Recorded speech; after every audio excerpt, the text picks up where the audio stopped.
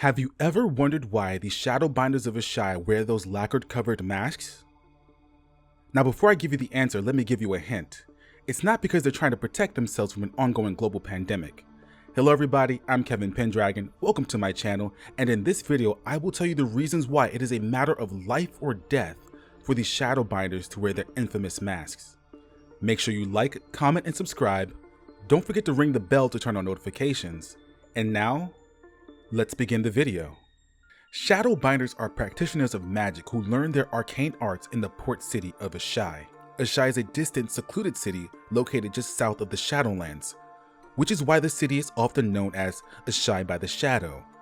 The word shadow in this series is often associated with death.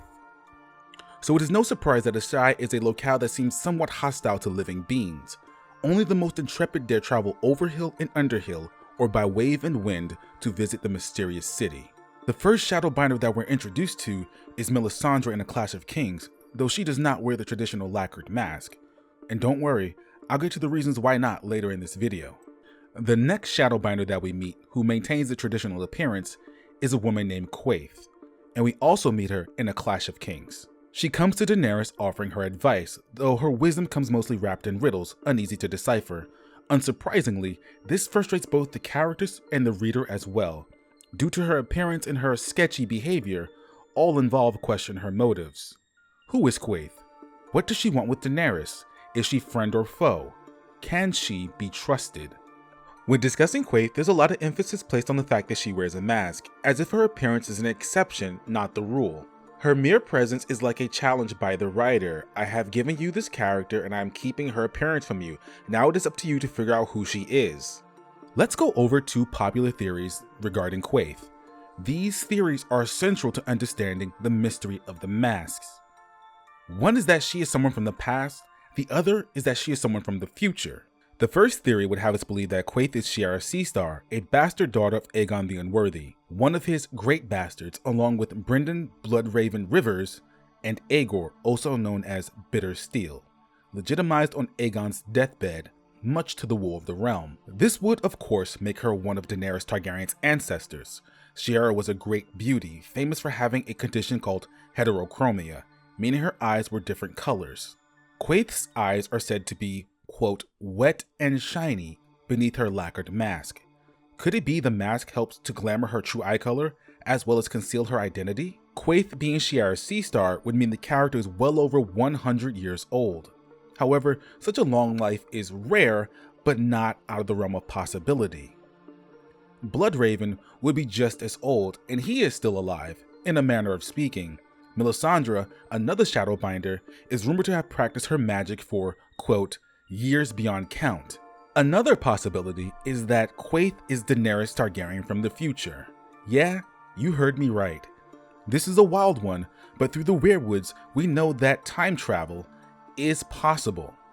Could it be that Daenerys Targaryen found a way to go back in time to be a guide to her younger self? Is the mask there to hide her face and her distinct Valyrian purple eyes? While the mask does instantly make Quaithe pretty sus, it becomes less of an issue when you realize mask wearing is a completely normal practice among Shadowbinders. We learn this in the Game of Thrones when Daenerys sees a group of them at a market on her way to Vaes Dothrak.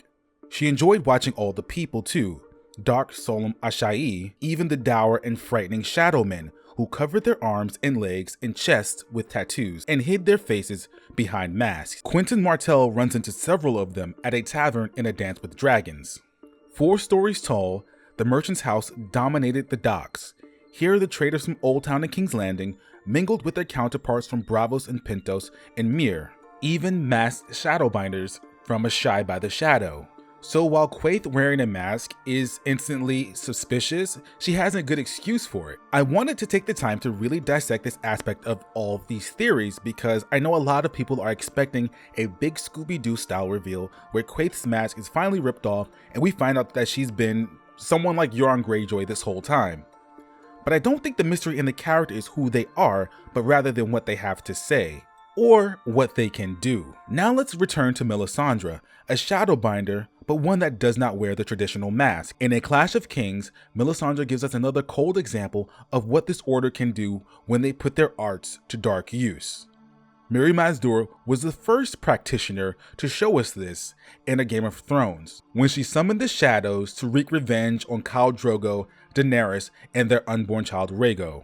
Melisandre, after sleeping with Stannis Baratheon and drawing spiritual energy from him, gestates and gives birth to what can best be described as a shadow assassin, or a shadow baby. The assassin targets Renly Baratheon, murdering him with a single sharp shadow blade to the throat, and then disappearing as if it never existed. It is this kind of magic that makes it important for shadowbinders to wear their masks. This spell, lethal as it is, requires two things to be successful. For the user to draw energy from another person, and in Melisandre's case, she does this by sleeping with men, and for the user to have seen their target's face in person. This last part is key. I'm certain that Melisandre would not have been able to kill Renly had she not seen him beforehand. To quote a Davos chapter, the king complained, "She saw Renly's end in the flames, yes, but she had no more part in it than I did. She would have spared Renly if she could. It was Melisandre who urged me to meet with him and give him one last chance to amend his treason." Melisandre insisted on meeting with Renly under the guise of giving him one last chance to bend the knee. In truth, she was gathering the intel needed to make her move. We must needs remember that Melisandre was there when Sir Courtney Penrose parlayed with Stannis Baratheon, and even though we don't know how Penrose died, it is heavily implied that he met a similar end to Renly. Melisandre tells Davos that she dares not use Stannis to make another shadow assassin, so if she didn't use her second one on Penrose, then who? So it is clear, shadowbinders wear their masks so they don't become the targets of other rival shadowbinders. To live in Asshai is to court death.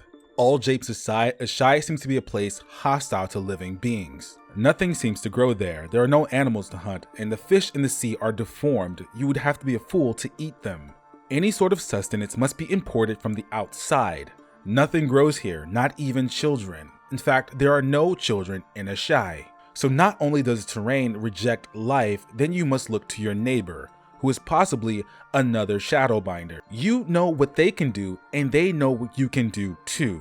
Imagine then a rift happens between you two, some sort of disagreement. Your neighbor, now turned rival, has decided to send his dark arts against you.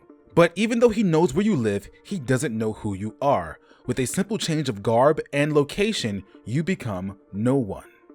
This, of course, begs the question, if Melisandre is a shadowbinder, then why is she anti-mask? Well, it's because Melisandre has other magical means to safeguard herself from harm. To quote from A Storm of Swords, a Davos chapter, "Maester Kristin tried to kill her and she knew at once, from her flames I'd guess. It seems to me that she is very quick to sense any threat to her own person." This is confirmed by Melisandre herself in A Dance with Dragons, when we finally get a chapter from her point of view. Quote, "Melisandre paid the naked steel no mind.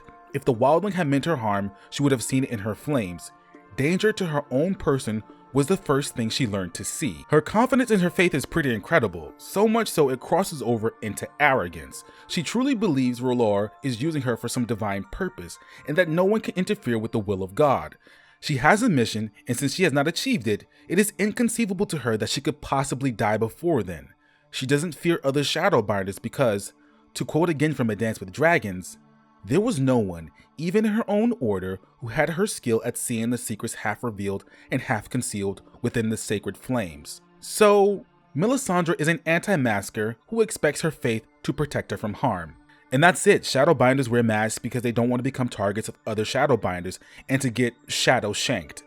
Melisandre doesn't wear a mask because she thinks she's under the personal protection of R'hllor and she cannot die until her goal is finished. It's not because Quaithe is Shiera's Seastar or the future Daenerys, it's so they don't give away their identity. They want to go around anonymous, just in case they have to disappear should they get into a rivalry with other shadowbinders or to, I guess, any other magical user in this world. Thank you all for watching this video. I hope you all enjoyed, and if you did, it's time for the call to the banners. Make sure you like, subscribe, and let me know in the comments why you think shadowbinders wear masks. Don't forget to ring the bell, but not too loud because the shadow babies are sleeping. See you all later for the next one. Have a good day and be like a shadowbinder and wear a mask. Bye-bye.